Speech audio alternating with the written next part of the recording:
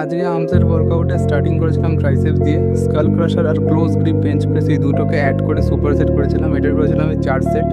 যাদের যাদের arms week আছে তারা কিন্তু এই ওয়ার্কআউটটা ট্রাই করে দেখো, এটা কিন্তু মাস্ট ট্রাই ওয়ার্কআউট। এটাতে কিন্তু তোমার আর্মস আলাদাই পাম্প নেবে, আর যদি তুমি ডায়েট আর রিকভারি ঠিক রাখো তাহলে তোমার আর্মস আলাদাই গ্রো করবে।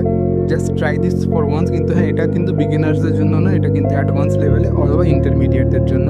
তো যাই হোক, পর করেছিলাম বারবেল কার্লস, যেটা আমি প্রথম দুটো সেট হেভি ওয়েট দিয়ে করেছিলাম এবং লাস্ট দুটো সেট আমি লাইট ওয়েট দিয়ে হাই রেপিটেশন করেছিলাম। এরপর আমি করলাম ডাম্বল পুল ওভার ট্রাইসেপ, যেটা আমি 4 সেট করে করেছিলাম উইথ হেভি ওয়েট।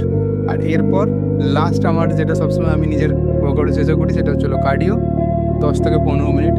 এই কার্ডিও কিন্তু খুব ইম্পর্টেন্ট, ডাইজেশন রিকভারি সব কিছুতে হেল্প করবে। So please do cardio at the end of the word, ডিপে ধ্যান রাখো।